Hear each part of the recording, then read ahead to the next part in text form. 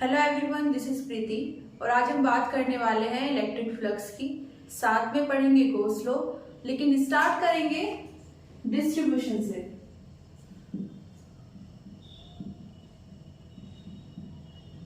कैसा डिस्ट्रीब्यूशन?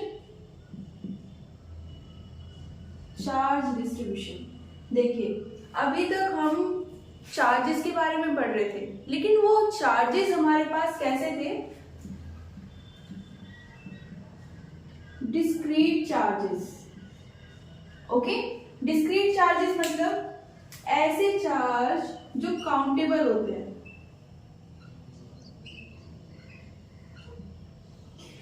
हमारे पास एक सिस्टम है, ओके, और इस सिस्टम में बहुत सारे चार्जेस रखे हुए हैं कुछ पॉइंट्स के ऊपर। ओके, ये पॉइंट्स है और उनके ऊपर ये चार्जेस है।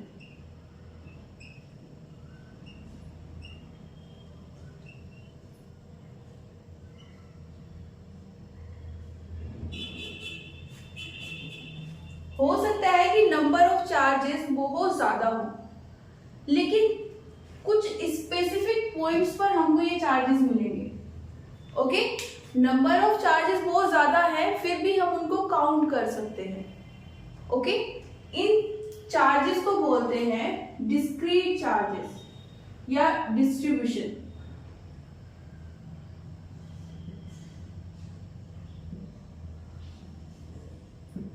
मीन्स हमारे पास चार्जेस हैं, बहुत सारे हो सकते हैं, लार्ज नंबर ऑफ क्वांटिटीज हो सकती है, लेकिन हम फिर भी उनको काउंट कर सकते हैं।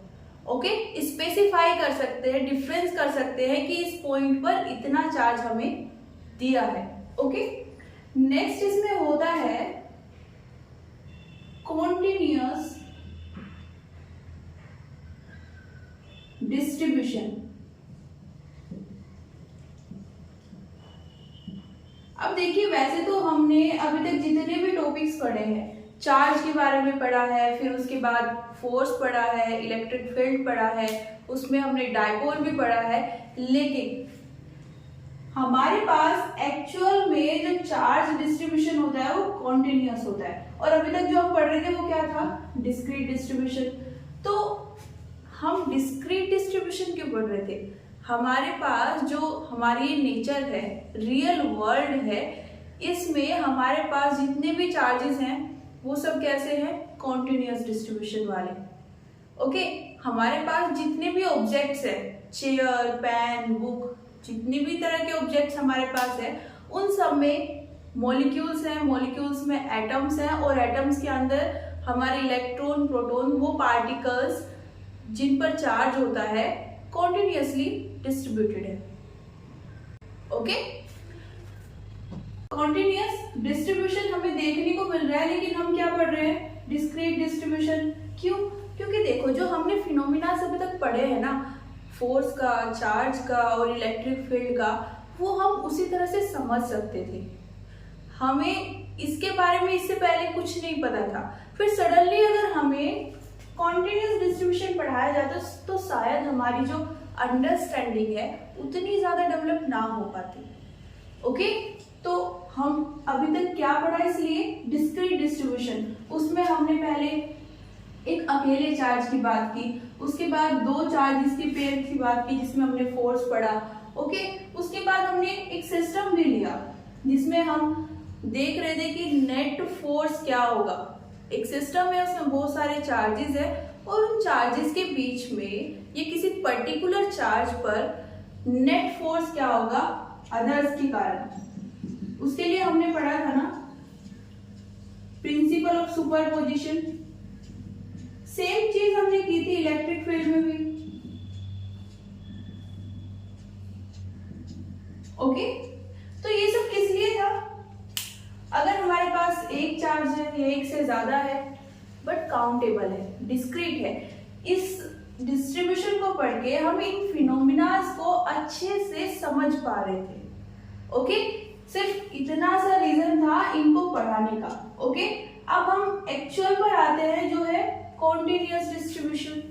ओके, अब हमारे पास यहाँ से इस चैप्टर में इससे आगे जितने भी टॉपिक्स हैं उन सब में कॉन्टिन्यूअस डिस्ट्रीब्यूशन है।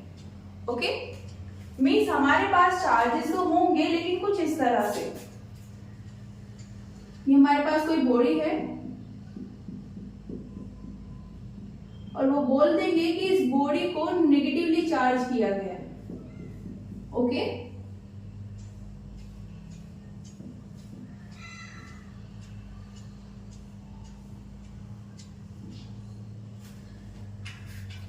अब जरा बताइए, क्या इन चार्जेस को आप काउंट कर सकते हैं, बता सकते हैं कि किस पॉइंट पर कितना चार्ज है? ओके, मैंने सपोज यहाँ पर एक पॉइंट है ये वाला। ओके, इस तरह की नोटेशन को देखकर हमें ऐसा लग सकता है कि शायद कुछ पॉइंट्स पर चार्ज नहीं है। ओके, लेकिन कॉन्टिन्यूअस डिस्ट्रीब्यूशन का मतलब ही यही है, जिस बॉडी को चार्ज किया गया उसके हर एक सिंगल पॉइंट पर कुछ ना कुछ चार्ज अवेलेबल है। ओके, और बॉडी में बहुत सारे पॉइंट्स होते हैं। ऐसे मान सकते हो कि बॉडी में बहुत सारे मॉलिक्यूल्स होते हैं और उन मॉलिक्यूल्स में हर एक मॉलिक्यूल के पास में क्या होगा, चार्ज होगा, और हम उसको काउंट नहीं कर सकते। ओके, वो काउंटेबल नहीं है, हम उनको एक एक करके गिन नहीं सकते। यहाँ पर तो क्या था, कुछ पॉइंट्स हमें दिख रहे थे, उनके पास चार्जेस थे। हो सकता है कि वो 100 पॉइंट्स है, 100 पॉइंट्स के पास में कुछ चार्जेस है, बट हमें पता था कि इस पॉइंट के पास ये चार्ज है। इस केस में वैसा नहीं है। ये होता है डिफरेंस डिस्क्रीट डिस्ट्रीब्यूशन और कॉन्टिन्यूअस डिस्ट्रीब्यूशन में। ओके,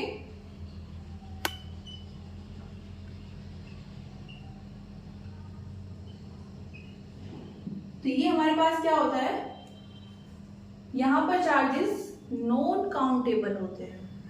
ओके, ठीक है, यहां पर हमें नेट चार्ज निकालना था, हमने क्या किया था, इन सब चार्जेस को ऐड कर दिया था। ओके, हमें जानना था कि किस पॉइंट पर कितना चार्ज है। सपोज हमें जानना था कि इस पॉइंट पर कितना चार्ज है, तो हम देख के बता सकते थे कितना है, Q1 चार्ज है।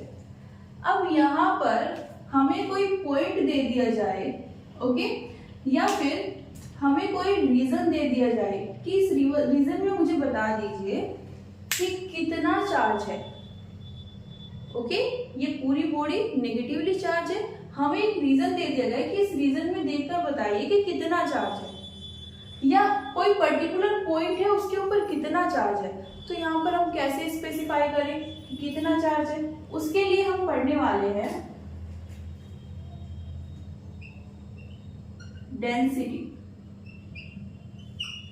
ओके, तो जब हम बात कॉन्टिन्यूअस चार्ज डिस्ट्रीब्यूशन की करेंगे, वहां पर हम कितना चार्ज है किसी भी पॉइंट के पास या किसी रीजन में, उसके लिए हम क्या यूज करेंगे, डेंसिटी, जिसको हम बोलते हैं चार्ज डेंसिटी। देखिए, अभी तक हमने ना कई तरह की डेंसिटी पढ़ ली है। कैसी, mass density, okay, energy density, और भी कोई थी क्या, नंबर डेंसिटी होती है,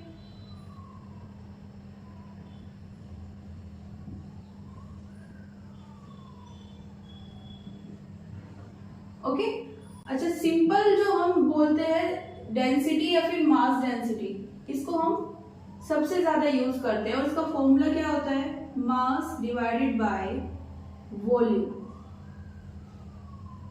जब हम एक 3D बॉडी की बात कर रहे हो, 3D बॉडी जिसका वॉल्यूम हम निकाल सकते हैं। 1D की बात अगर हम करें तो 1D में एक वायर होगा हमारे पास। ओके, सबसे सिंपल एग्जांपल, और भी बहुत सारे हो सकते हैं, किसी भी शेप का हो सकता है। ओके, सबसे सिंपल है, एक वायर है हमारे पास। अब ना तो इसकी थिकनेस है ना इसकी हाइट है, सिर्फ क्या है, ये लेंथ। ओके, जिसके पास हाइट, विड्थ और लेंथ। ओके, या फिर इसको ऐसे भी बोल सकते हैं कि जिसके पास लेंथ और area. Okay, as a cross section. इनके पास ये वाली या फिर इस हमारे पास कुछ क्वांटिटीज है तो हम उसको क्या बोल देंगे, 3D बॉडी। और जब हम 3D बॉडी की बात कर रहे होते हैं तो हम अगर डेंसिटी निकाल रहे हैं, सपोज मास डेंसिटी निकाल रहे हैं, तो हम क्या करेंगे, mass by volume. Energy density निकाल रहे हैं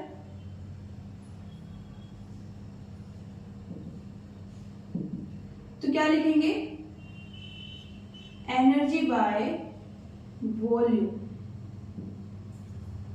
जिसकी डेंसिटी निकाल रहे हैं उसको वॉल्यूम से डिवाइड कर दीजिए। एनर्जी डेंसिटी है तो energy by volume, mass density है तो मास बाय वॉल्यूम। और अगर हम पढ़े नंबर डेंसिटी तो ये क्या हो जाएगी, number by volume. Volume means 3D। Okay, ये देख के पता चल जाना चाहिए कि हम वॉल्यूम की बात कर रहे हैं, मीन्स हम एक 3D स्ट्रक्चर की बात कर रहे हैं। ओके, 3D बॉडी की बात कर रहे हैं। अब आते हैं अपने चार्ज पर। चार्ज में भी हमारे पास जब हम चार्ज डेंसिटी पढ़ते हैं तो हमारे पास 3 तरह की डेंसिटी होती है। उनमें से एक होती है, ओके, तो इसमें क्या हो जाएगा, ये चार्ज डेंसिटी है तो charge divided by volume. Okay, same way use किया है, 3D की बात कर रहे हैं, वॉल्यूम आ रहा है तो चार्ज बाय वॉल्यूम। जब हम बात करते हैं 2D की, ओके, तो हम बात करते हैं एरिया की। एरिया भी बोल सकते हैं या फिर सरफेस एरिया भी बोल सकते हैं। ओके, हमारे पास कोई सरफेस होगी जिसका हम एरिया निकाल सकते हैं। ये सिचुएशन किस में आएगी, ये 3D में तो मिल ही जाएगी लेकिन 2D में भी मिलेगी। ये आपकी मिनिमम कंडीशन है। मीन्स अगर हम 2D की बात कर रहे हैं तो उसमें हमारे पास क्या होना चाहिए, सरफेस एरिया होना चाहिए। 3D में हमने एक बॉल ली है जो अंदर से भी सॉलिड है। ओके, अब कुछ ऐसी बॉल आती है जो प्लास्टिक बॉल आती है जिससे छोटे बच्चे खेलते भी हैं, है ना, जिससे ज्यादा चोट ना लगे, तो हम वो वाली बॉल्स उनको दे देते हैं। वो अंदर से खोखली होती है, उनके अंदर मटेरियल नहीं होता है। ओके, जैसे हमारी ये अर्थ है, इसको हम एक 3D बॉडी की तरह कंसीडर कर सकते हैं। क्यों, क्योंकि ये देखो सर्कुलर होती है, ये सॉरी स्फेरिकल बॉडी है और इसके अंदर हम कहां पर है, हम तो अर्थ के बाहर है, अंदर क्या है, सॉइल है, मिट्टी। ओके, तो अर्थ क्या हो जाती है, एक ऐसी बॉल जो अंदर से भी सॉलिड है, मींस उसके अंदर भी कुछ ना कुछ मटेरियल भरा हुआ है, खाली नहीं है, एम्प्टी नहीं है। 2D की बात अगर हम करें तो इसमें भी हम एक बॉल को कंसीडर करके इसको बेस्ट तरीके से समझ सकते हैं। एक ऐसी बॉडी जो अंदर से एकदम खाली है, एम्प्टी है, उसके अंदर कुछ नहीं है, जो भी है वो सरफेस पर है। ओके, वहां पर हमारे पास होता है सरफेस एरिया। ओके, तो जब हम इसकी बात करेंगे हमारे पास यहां पर क्या आ जाएगा, सरफेस एरिया। तो जब हम बात करते हैं सरफेस चार्ज डेंसिटी तो हम क्या लिखेंगे, चार्ज बाय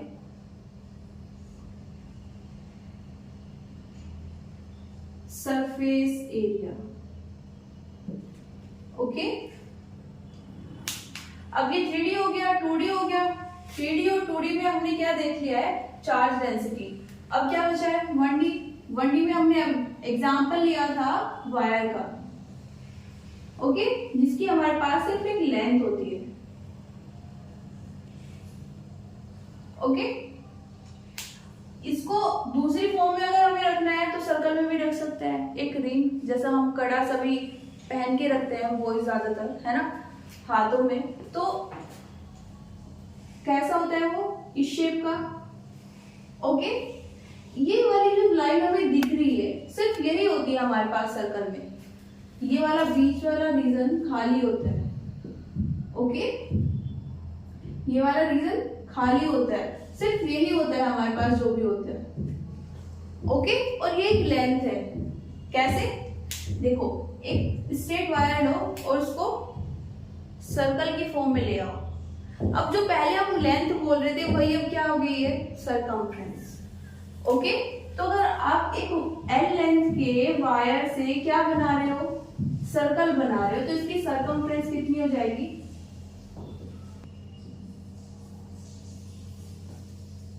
बोलिए आर है ना। सरकमफ्रेंस कितनी हो गई है, 2 पाई आर, और ये एक्चुअल में लेंथ कितनी थी, एल, तो ये किसके इक्वल हो जाएगी, एल। ओके, मींस जो पहले वायर की लेंथ थी अब उसे क्या बोल रहे हो आप, सरकमफ्रेंस। ओके, यहां पर सिर्फ हमारे पास एक डायमेंशन है। ओके, तो इसको हम क्या बोलेंगे, 1D। और इसकी अगर हम बात करें यहाँ पर चार्ज की टर्म्स में, हमारे पास आती है लीनियर चार्ज डेंसिटी।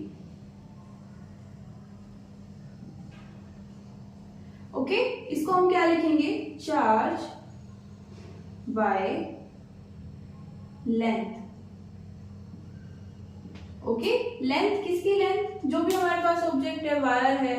ओके, अगर हमारे पास ये सर्कल है तो हम क्या लेंगे यहाँ पर, सरकमफ्रेंस। ओके, अच्छा एक और पॉइंट देखिए, जैसे अभी हमने यहाँ पर लिखा है, हो सकता है इसमें कंफ्यूजन हो जाए, सपोज वैसे होना नहीं चाहिए, बट अगर हो जाता है तो हम यूनिट का यूज करके भी देख सकते हैं कि हमारे पास जो बॉडी है वो 1D है, 2D है या फिर 3D है। ओके, हमारे पास लेंथ को हम किससे मेजर करते हैं, ये वाला नोट कर लीजिए पहले।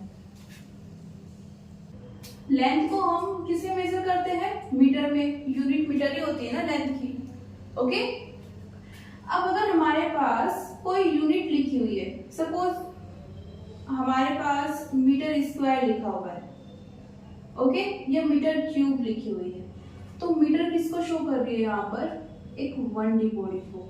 मीटर स्क्वायर यहाँ पे शो कर रहा है 2D बॉडी को, और मीटर क्यूब 3D बॉडी को। ओके, 2D बॉडी में कभी भी हम वॉल्यूम नहीं निकाल सकते हैं, इसके पास वॉल्यूम नहीं होता है।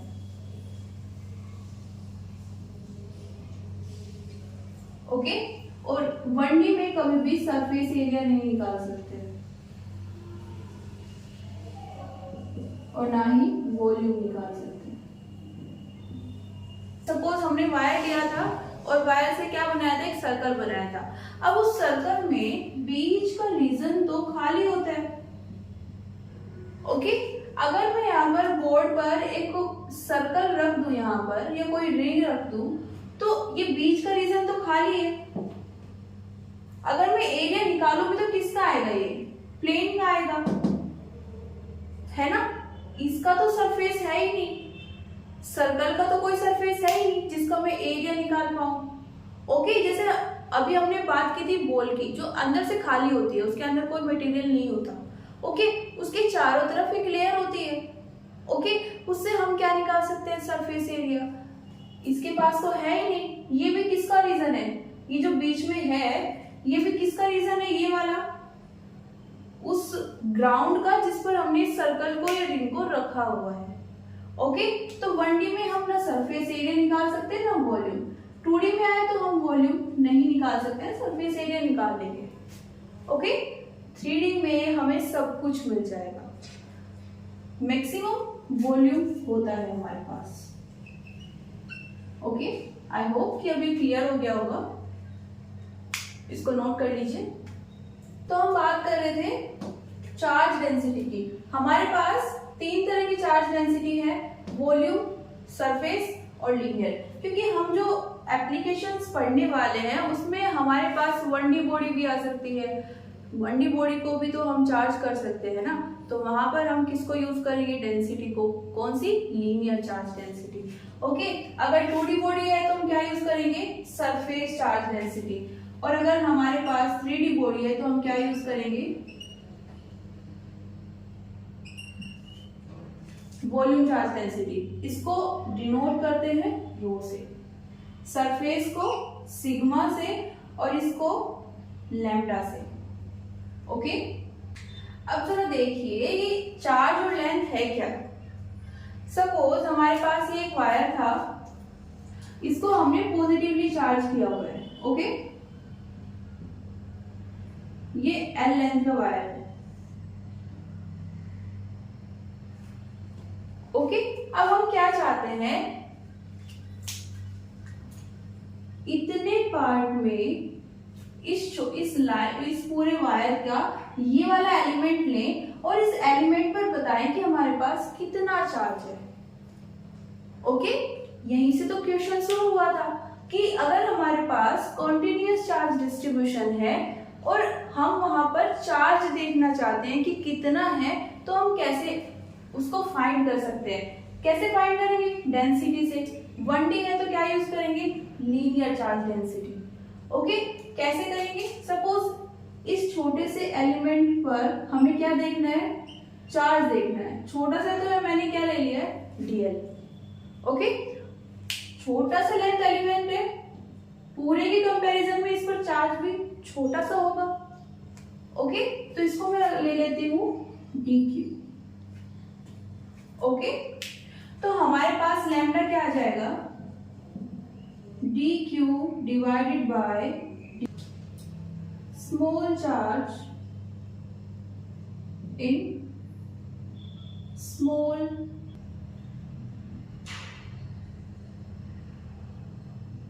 इसको हम क्या बोलते हैं, लीनियर चार्ज डेंसिटी, ओके।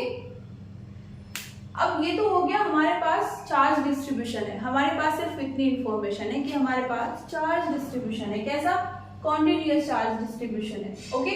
तो वहां पर हम चार्ज निकालने के लिए क्या कर देंगे, इस फॉर्मूले का यूज कर लेंगे, lambda equals to DQ by DL। जितनी भी लेंथ का हमें चार्ज निकालना है उतनी लेंथ यहाँ पर रख देंगे, ओके। अब सपोज कीजिए उन्होंने बोला है हमारे पास यूनिफॉर्म चार्ज डिस्ट्रीब्यूशन है, ओके।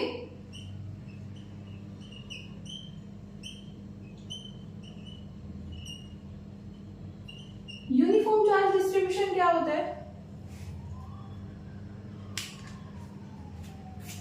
ये जो लेंथ है ये बहुत सारे पॉइंट से मिलकर बना होगा। देखो इस तरह के पॉइंट्स को हम ऐड करते चले जाए तो हमारे पास क्या आ जाएगी, एक पूरी लेंथ आ जाएगी, ओके। ये बहुत सारे पॉइंट्स हैं,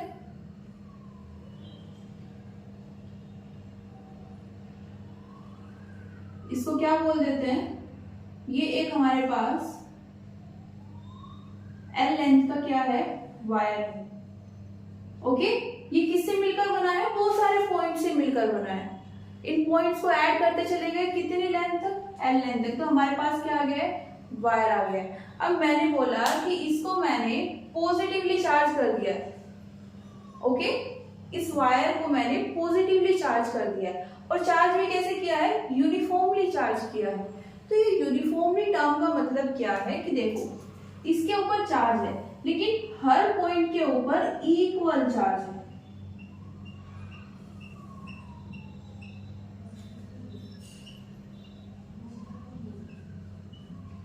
each point of the wire contain equal value of charge, equal या फिर सेम वैल्यू, ओके। सभी पॉइंट्स के पास सेम वैल्यू ऑफ चार्ज होगी, ओके। और अगर नॉन यूनिफॉर्म हो गया तो हम क्या बोलेंगे कि पॉइंट्स के पास चार्ज तो है लेकिन किसी के पास ज्यादा है किसी के पास कम है, ओके। इसको हम समझ सकते हैं लिक्विड से। सपोज हमारे पास एक लिक्विड है और हम उसको फैलाना चाहते हैं, ठीक है ना। हमने उसको स्प्रेड कर दिया किसी प्लेन के ऊपर, ठीक है। कोई प्लेन है, इस पर हमने एक लिक्विड को स्प्रेड कर दिया है, जैसे वाटर होता है। वाटर क्या होता है, हम जहां पर भी उसको डालेंगे, अगर हमारे पास स्मूथ सरफेस है, ओके, स्मूथ सरफेस है मींस प्लेन है हमारे पास, ओके। तो अगर हमने उस पर वाटर डाला है तो वो वाटर इक्वली डिस्ट्रीब्यूट हो जाएगा उस प्लेन पर, ओके, हमें उस प्लेन पर इक्वल लेयर दिखाई देगी वाटर की, तो उसको हम क्या बोलते हैं, यूनिफॉर्म डिस्ट्रीब्यूशन। मींस सभी पॉइंट्स के पास जो वाटर की थिकनेस है ना, वाटर की लेयर की जो थिकनेस है वो इक्वल है। ओके, और अगर अनइक्वल आ जाए, सपोज हमने कोई लिक्विड ले लिया है, ओके, कोई लिक्विड ले लिया है हमने और वो कहीं पर ज्यादा है, ओके, कहीं पर कम है, कुछ इस तरह से, ओके, तो हम उसको क्या बोलेंगे कि ये नॉन यूनिफॉर्म डिस्ट्रीब्यूशन है।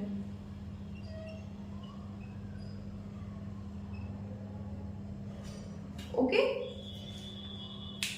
तो यहां से आता है हमारे पास यूनिफॉर्म और नॉन यूनिफॉर्म डिस्ट्रीब्यूशन। अभी तक हमने देखो क्या क्या पढ़ लिया है, हमने पढ़ा है discrete and continuous charge distribution.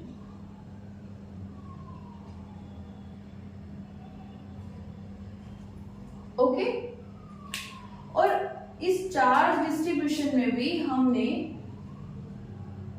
कैसा पढ़ा है, एक यूनिफॉर्म डिस्ट्रीब्यूशन है और एक नॉन यूनिफॉर्म डिस्ट्रीब्यूशन।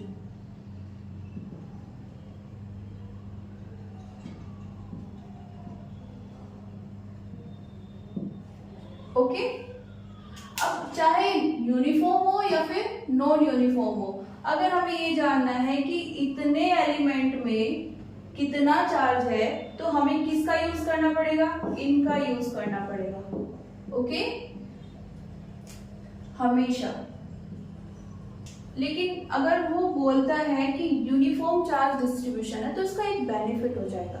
क्या बेनिफिट होगा, ये जो हमने निकाला है lambda equals to D Q by D L, ये इक्वल हो जाएगा net charge divided by total length. Means अगर मैंने बोला है कि क्यू चार्ज को यूनिफॉर्मली डिस्ट्रीब्यूट कर दिया है मैंने इसके ऊपर, तो मैं इसको लिख सकती हूँ क्यू बाय एल। लेकिन ये कब पॉसिबल है, जब हमारे पास यूनिफॉर्म चार्ज डिस्ट्रीब्यूशन है।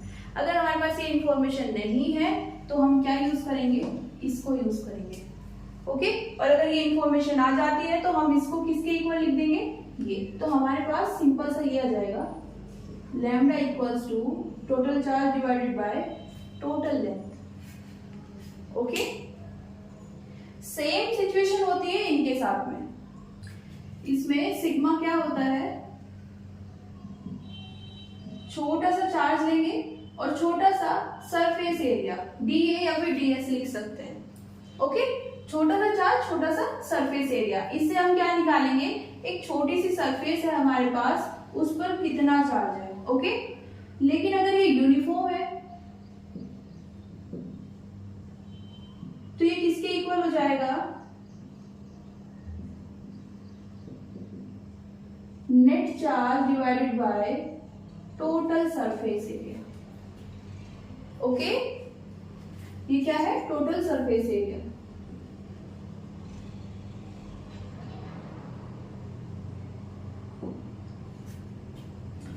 इसमें भी सेम होगा, रो क्या होता है, D Q by D V, छोटा सा चार्ज कहां पर, छोटे से वॉल्यूम में। बट अगर यूनिफॉर्म है तो rho equals to D Q by D v equal हो जाएगा net charge divided by net volume.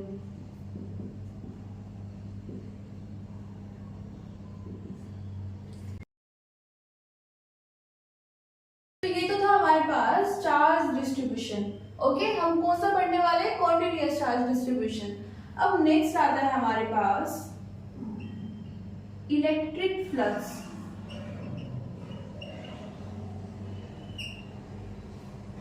क्या होता है इलेक्ट्रिक फ्लक्स, इसे हम डिनोट करते हैं फाई से। ओके, सपोज कीजिए मेरे पास एक इलेक्ट्रिक फील्ड है।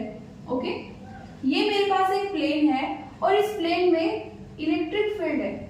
इस बोर्ड को एक प्लेन मान लीजिए और इसमें क्या है, इलेक्ट्रिक फील्ड है। अब उसकी डायरेक्शंस क्या होंगी, शो करते हैं किससे, इलेक्ट्रिक फील्ड लाइन से। ओके, ये मेरे पास इलेक्ट्रिक फील्ड की डायरेक्शन आ गई है। ओके, अब इलेक्ट्रिक फ्लक्स क्या है, इलेक्ट्रिक फ्लक्स मुझे बताएगा कि अगर मैं एक पर्टिकुलर एरिया ले लूं,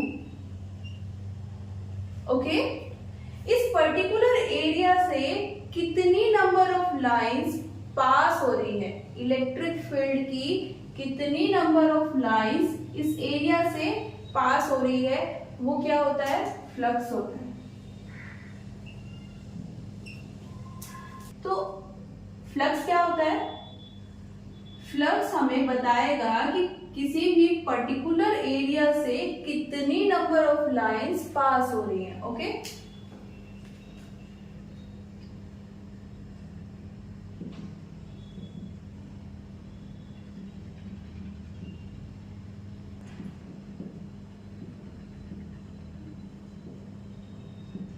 ओके, तो फ्लक्स सिर्फ इतना सा नहीं है कि नंबर ऑफ लाइंस को बताएगा, साथ में हमें क्या ऐड करना है, इंफॉर्मेशन, किस पर्टिकुलर एरिया की हम बात कर रहे हैं। ओके, मैंने बोला कि यहाँ पर जो फ्लक्स है वो कितना है, 3 number of electric field lines. Okay, तो ये कोई फ्लक्स नहीं हुआ, मुझे बताना पड़ेगा कि ये एक एरिया है और इस एरिया से इतनी लाइंस पास हो रही है, और फिर उसको मैं क्या बोलती हूँ, बोल सकती हूँ फ्लक्स बोल सकती हूँ। ओके, मैथमेटिकली हम इसको क्या लिख सकते हैं,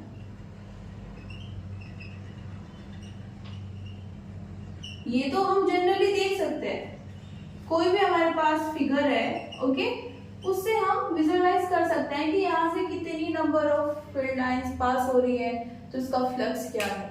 लेकिन मैथमेटिकली, बिकॉज कैलकुलेशन में हम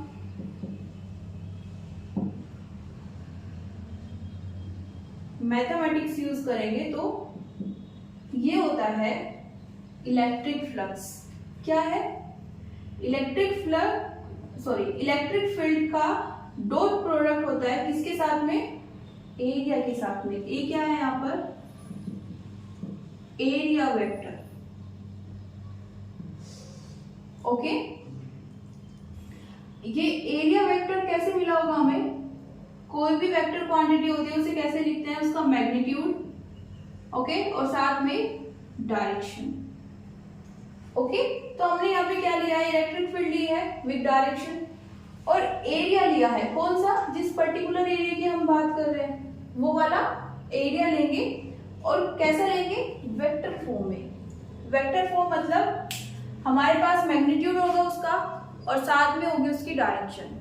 ओके, तो मैग्नीट्यूड तो हम निकाल लेंगे, डायरेक्शन कैसे पता चलेगी, एरिया की कौन सी डायरेक्शन होती है, देखिए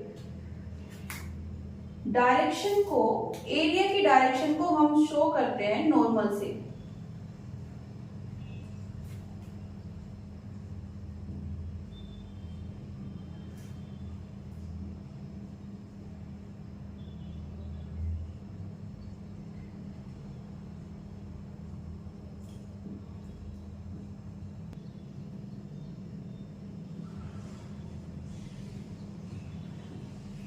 तो हमारे पास डायरेक्शन कहां से आएगी, नॉर्मल से आएगी। अभी नॉर्मल क्या होता है, देखिए हमने ये बोर्ड को एक प्लेन कंसीडर किया था, ओके, जिसमें इलेक्ट्रिक फील्ड लाइंस इस डायरेक्शन में पास हो रही है। ओके, अब ये हमने एक एरिया ले लिया है इस प्लेन का, ये वाला एरिया लिया, ओके, और इसका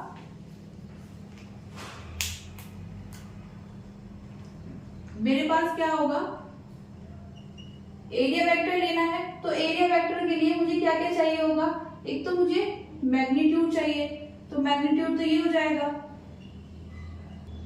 डायरेक्शन क्या होगी, ये जो प्लेन है, यही वाला प्लेन है ना बोर्ड का, यही इस एरिया का प्लेन है। ओके, तो इसका नॉर्मल कहां होगा, ये वाला।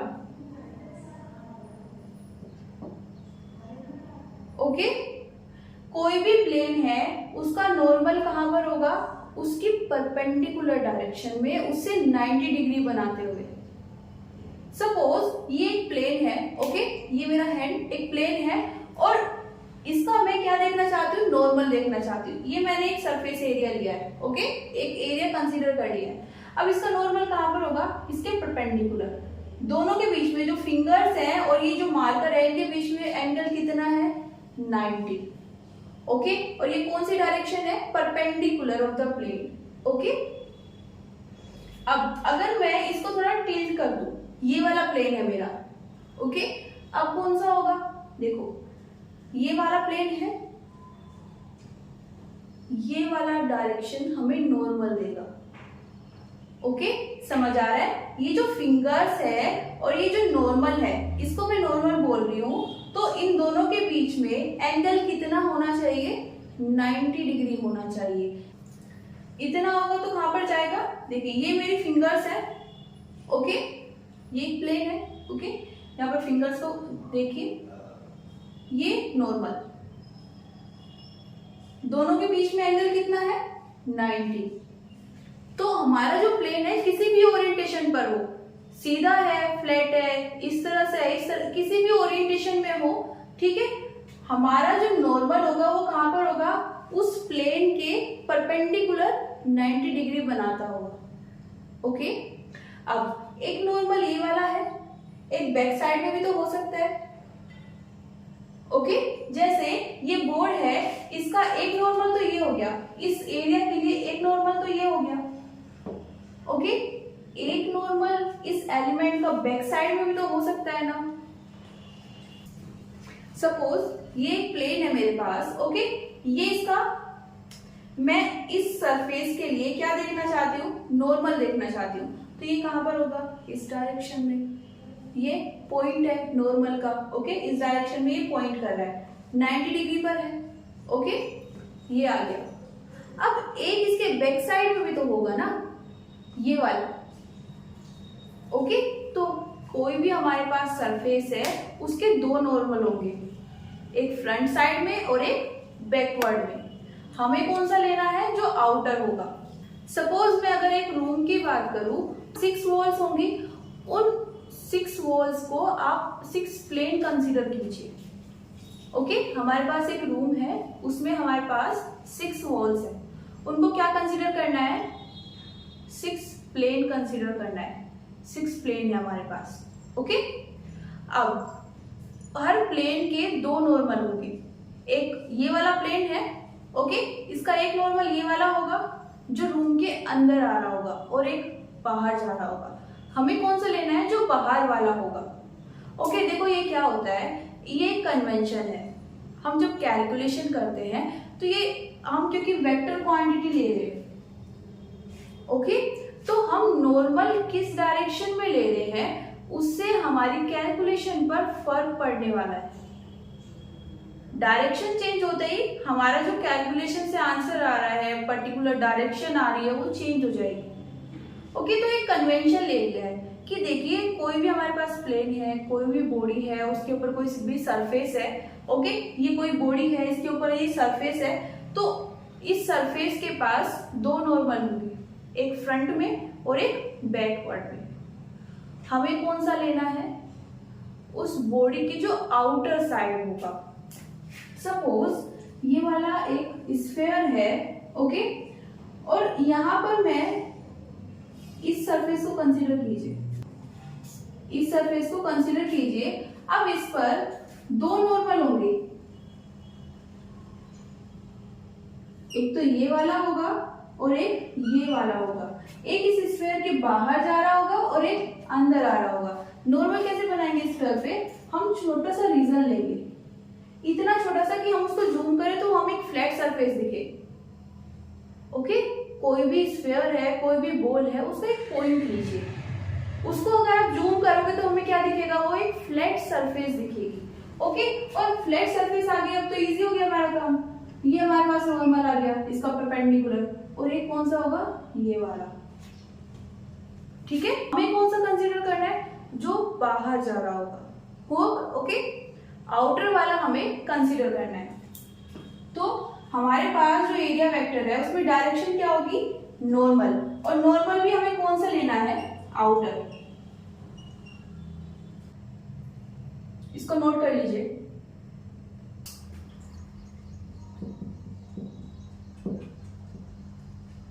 ये आ गया हमारे पास। अब देखिए जरा, हमारे पास डॉट प्रोडक्ट होता है, क्या होता है, A B cos theta.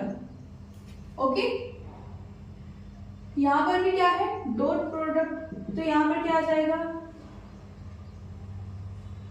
E A cos theta.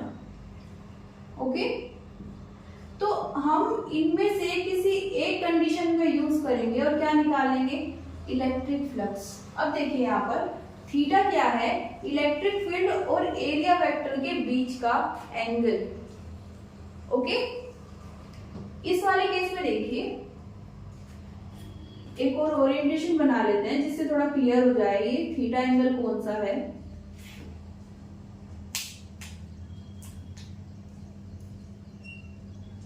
ये क्या है, मेरे पास इलेक्ट्रिक फील्ड है, ये मेरे पास एक प्लेन है। ओके, पहले कैसा था, ये वाला था।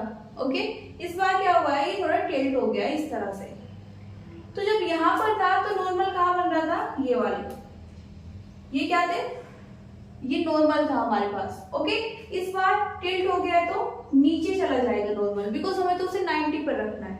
ओके, तो कहां पर बनेगा, ये हो जाएगा हमारा, इसको हम और क्या भी लिख सकते हैं, ये हमारे पास क्या है, वेक्टर ए, किस डायरेक्शन में, इस डायरेक्शन में। ओके, अब देखिए यहाँ पर ये एन कैप है, मीन्स वेक्टर ए की डायरेक्शन, और ये है हमारे पास इलेक्ट्रिक फील्ड की डायरेक्शन। ओके, और ये क्या आ गया हमारे पास, थीटा एंगल। यहाँ पर इलेक्ट्रिक फील्ड और एरिया वेक्टर कितने एंगल पर है, थीटा एंगल पर, और इसको हम किससे देख सकते हैं, सीधा सीधा यहाँ पर। तो देखिए जी थीटा कहाँ पर आया है, ई और ए के बीच में। अब जरा देखिए यहाँ पर ये थीटा कितना है, 0 है। ओके, यही कौन सी डायरेक्शन है, इलेक्ट्रिक फील्ड की, यही हमारा नॉर्मल आ गया है, तो थीटा कितना है, 0। तो इस ओरिएंटेशन के लिए इसको ए बोल देते हैं। हमारे पास थीटा कितना है, 0, तो ये कितना आ जाएगा, फ्लक्स cos 0 1, ये हमारे पास फ्लक्स आ गया। ओके, इसके लिए कितना हो जाएगा, सेम, ये वाला केस किसका हो जाएगा, बी का, ई ए कोस थीटा। सपोज ये कितना है, 30 है, तो ये कितना हो जाएगा, ई ए कोस 30। ओके, नोट कीजिए। एक और केस लेते हैं, ये मेरे पास इलेक्ट्रिक फील्ड लाइंस है। ओके,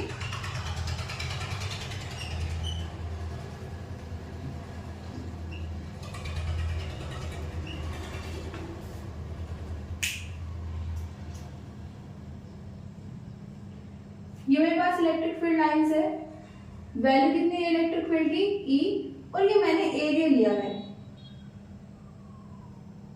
ओके, इस बार एरिया कैसे है, इस डायरेक्शन में।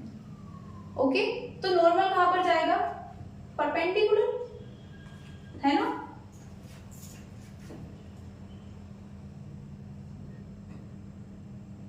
इसको हम क्या लिखेंगे, एन कैप या फिर एरिया वेक्टर। अच्छा, इस बार इन दोनों के बीच में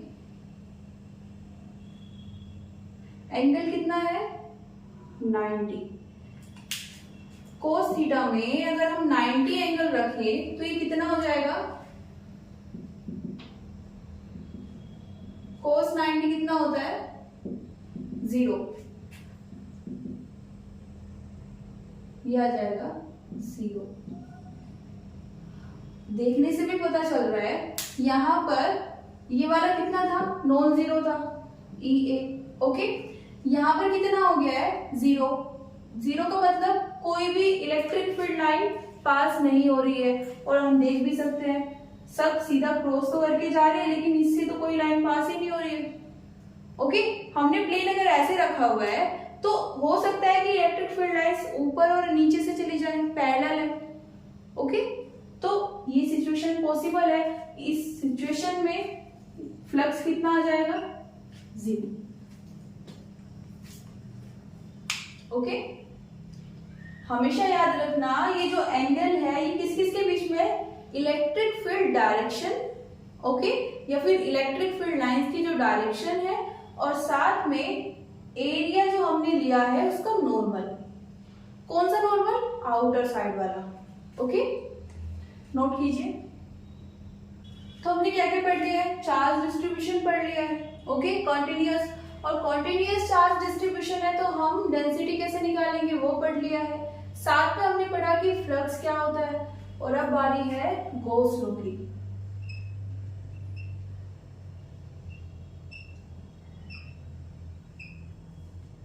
क्या होता है गॉस लॉ,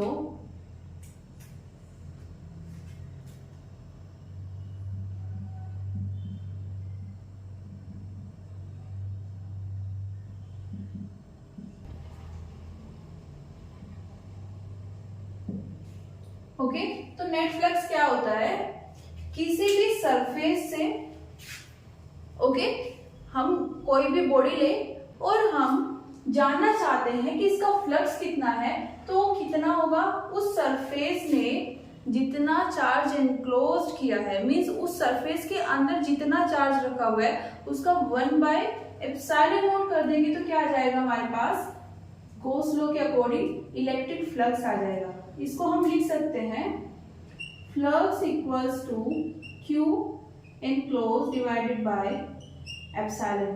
Q एनक्लोज क्या है यहाँ पर,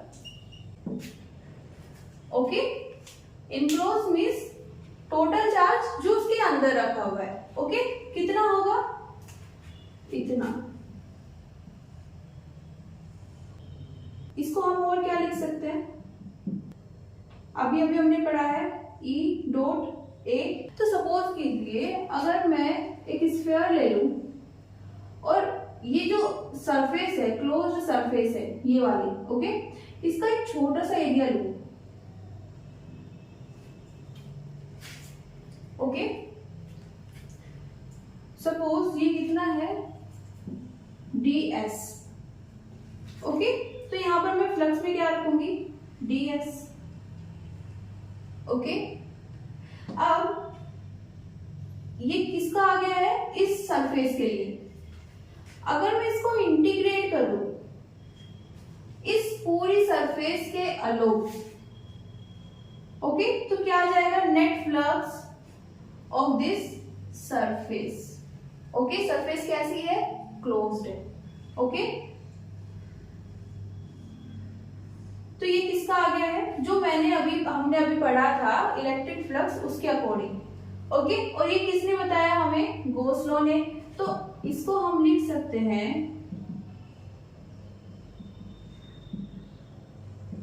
इक्वल्स टू Q बाय ε0।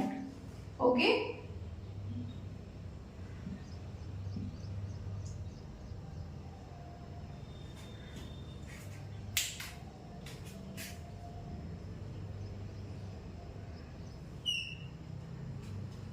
हमारे पास गॉस लॉ क्या आ गया है, net flux passing through a closed surface. Okay, closed surface इस तरह की, या फिर हम बोल सकते हैं पासिंग थ्रू अ बॉडी। कितना होगा, 1/ε0 टाइम्स होगा किसके, टोटल चार्ज के, जो क्लोज्ड सरफेस के अंदर है। ओके, हमने ये पढ़ा था अभी इलेक्ट्रिक फ्लक्स क्या था, E डॉट A। ओके, तो यहां से हमने इसको फाइंड कर लिया। एक छोटे से सरफेस के लिए पहले फ्लक्स निकाला, उसको इंटीग्रेट किया, कैसे, इस पूरे सरफेस के अराउंड। इंटीग्रेशन का यही तो यूज होता है ना, एक छोटा सा एलिमेंट ले लो और पूरे को इंटीग्रेट कर दो उस सरफेस के अराउंड या उस वॉल्यूम के अराउंड। ओके, क्या आ जाएगा, नेट वैल्यू आ जाएगी। तो ये भी क्या है, नेट फ्लक्स है। जो किससे पास हो रहा है, क्लोज्ड सरफेस से, और ये भी तो हम इन दोनों को इक्वेट कर सकते हैं। ओके, नोट कीजिए।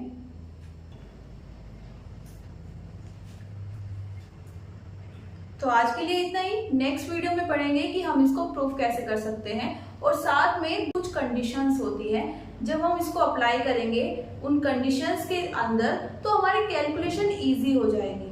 ओके, बिकॉज हम गॉस लॉ को यूज इसलिए करते हैं कि हमारे कैलकुलेशंस इजी हो जाए। एप्लीकेबल हर जगह पे होगा, लेकिन यूज हम वहां पर करेंगे जहां पर हमारी कैलकुलेशन इजी हो जाए, और कब इजी होंगी उसके लिए कुछ कंडीशंस दी है। ओके, वो हम पढ़ेंगे नेक्स्ट वीडियो में। तब तक के लिए thank you everyone, see you soon.